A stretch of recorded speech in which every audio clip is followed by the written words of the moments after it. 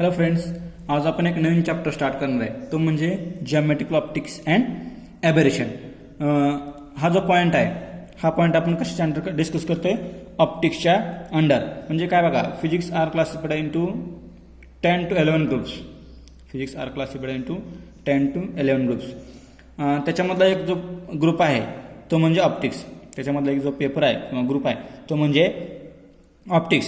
पाठीमागच्या लेक्चरला आपण काय सांगितले की ऑप्टिक्सच्या अंडरच लेझर आहे.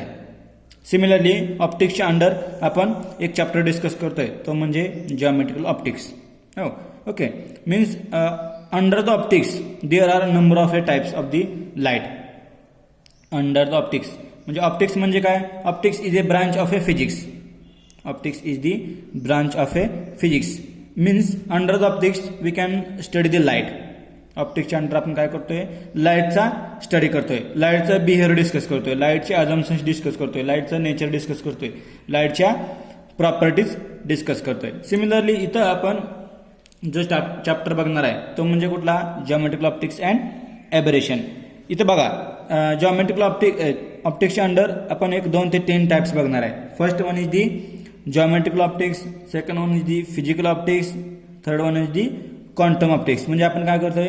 हे ऑप्टिक्सच्या अंडर टाइप डिस्कस करतोय.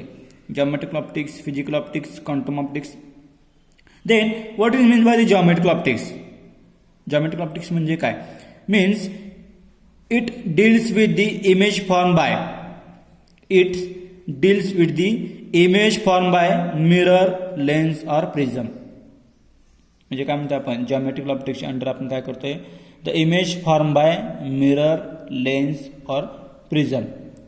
Image form by mirror, lens और prism. Now second one is the physical optics. Here we can study the nature of a light.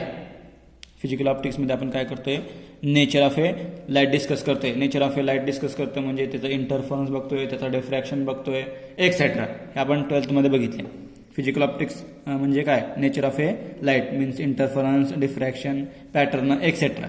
Dark bands, bright bands, etcetera. हे आपण काय करतोय? Physical ऑप्टिक्सच्या under discuss करतोय. Third one is the quantum optics. Third one is the quantum optics. आपण काय करतोय? Nuclear reactions बघतोय किंवा ॲटॉमिक रिॲक्शन्स बघतोय. न्यूक्लिअर रिॲक्शन्स पासून किंवा ॲटॉमिक रिॲक्शन्स पासून जी लाईट इमिट होते, न्यूक्लिअर रिॲक्शन्स पासून किंवा ॲटॉमिक रिॲक्शन्स पासून जी लाईट इमिट होते, त्या लाईटचा स्टडी. कुठल्या लाईटचा स्टडी? बघा, न्यूक्लिअर रिॲक्शन्स पासून किंवा तुमच्या ॲटॉमिक रिॲक्शन्स पासून जी लाईट इजेक्ट होते त्या लाईटचा स्टडी म्हणजे आपण काय म्हणतोय? तो लाईटचा स्टडी म्हणजे तुमचा क्वांटम ऑप्टिक्सचा स्टडी असेल. नेक्स्ट जे आपल्याला जिओमेट्रिकल ऑप्टिक्सचा स्टडी करायचा आहे त्याचे अजम्पशन्स आपल्याला इथं खाली डिस्कस करायचे आहेत.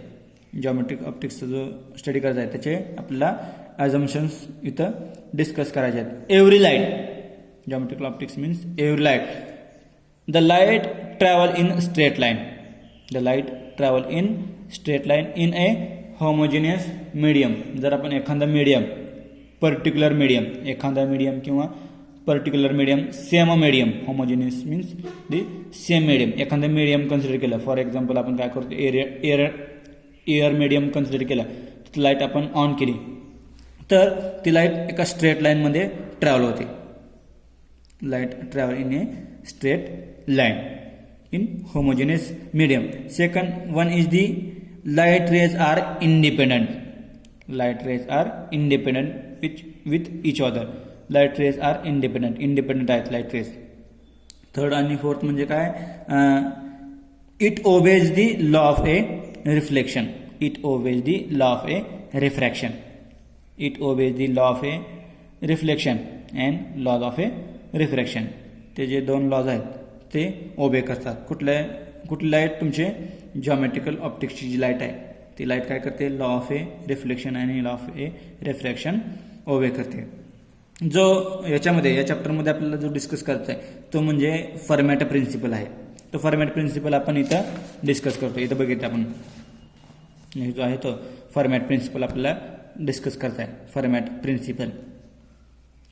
Principal of a extremum time. Fermat principle of a extremum time. What is means by the extremum time? Extremum time आपल्याला इथं डिस्कस करायचं आहे या फॉर्मॅट प्रिन्सिपलमध्ये. मीन्स व्हॉट बघा, एक्स्ट्रीमम टाइम आपल्याला डिस्कस करायचा आहे. इथं बघा, the optical path of a ray of a light, the optical path of a ray of a light, सरळ सरळ, the ray of a light passes from one point to another point. The ray of a light passes from one point to another point by any number of a reflections or refraction.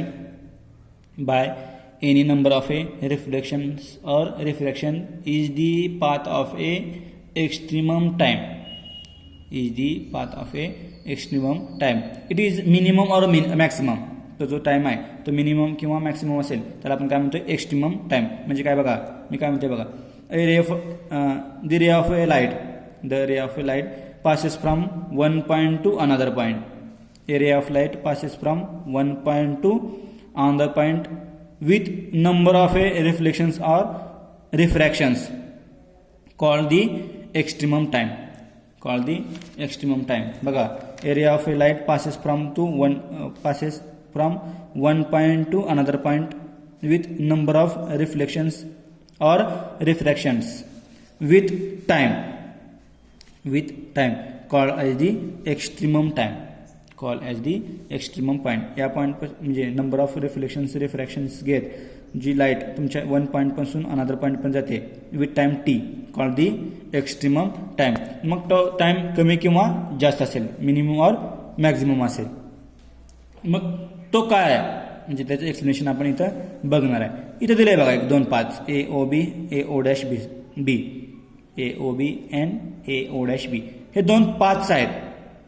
हे 2 path आहेत. Path म्हणजे काय? Suppose आपण एक path consider केला, हा एक तुमचा पाथ आहे.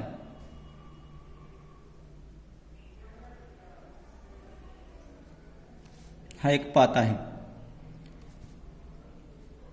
या पॉइंट पासून या पॉइंट पर्यंत एक पाथ आहे आणि suppose we can consider the another path.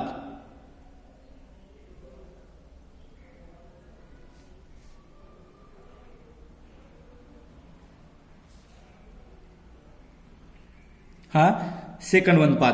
इथं बघा मी काय केलंय, ए आणि बी. सिमिलरली एक सेकंड पाथ कन्सिडर केला, ए अँड बी. मी दोन्हीकडे पण सेमच नेमिंग केलंय, ए अँड बी. म्हणजे हे जे डेस्टिनेशन आहे, हे डेस्टिनेशन पॉईंट आहे, हा डेस्टिनेशन लास्टचा पॉईंट आहे. म्हणजे या पॉईंट पासून आपल्याला बी पॉईंट पर्यंत पोहोचायचं आहे. सिमिलरली आपण ए पॉईंट पासून बी पॉईंट पर्यंतच पोहोचणार आहे.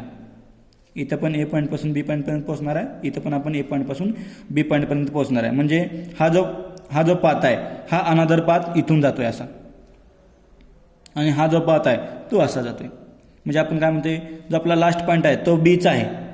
इथं पण बीचा आहे, इथं पण बीचा आहे. मग हा एक पाथ आहे आणि हा दुसरा पाथ आहे.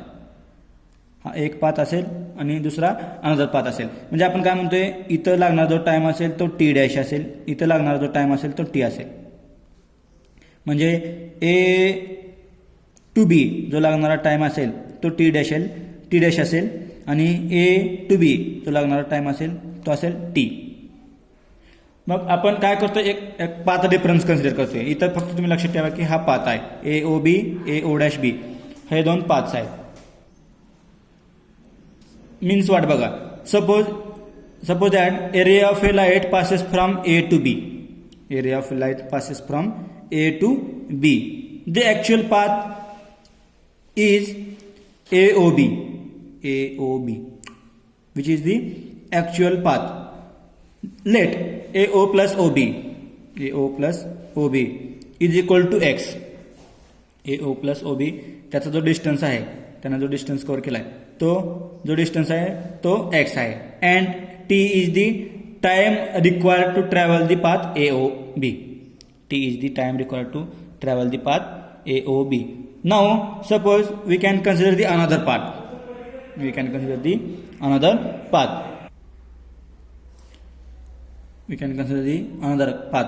कुठला आहे? ए ओ डॅश बी. मीन्स ए ओ डॅश प्लस ओ डॅश बी हा एक अनदर पाथ आहे. Having a distance x dash. Having distance x dash म्हणजे त्यासाठी जो लागणारा टाईम आहे तो असेल एक्स डॅश आणि ए ओ बीसाठी जो लागणारा टाईम असेल डिस्टन्स असेल तो असेल x. T dash is the time required to travel the path A O dash b. Then we can calculate the path difference. X dash minus x. X dash minus x. X dash minus x केलंय means x dash हा longer path असेल. X dash हा longer path असेल. By common sense आपण common sense काय सांगतोय की a o dash b हा एक longer path आहे म्हणून आपण काय केलं बघा x dash minus x. X dash minus x is equal to delta x. Similarly, t dash minus t is equal to delta t. Means what?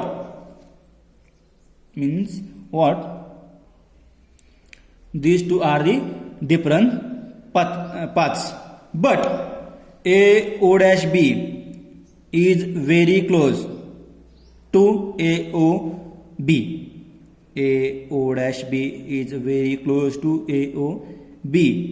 Means delta x and delta t becomes smaller and smaller. ते खूप जवळ आहेत त्याच्यामुळे delta t and delta x are smaller and smaller. Sometimes it is a negligible path. Sometimes it is the negligible.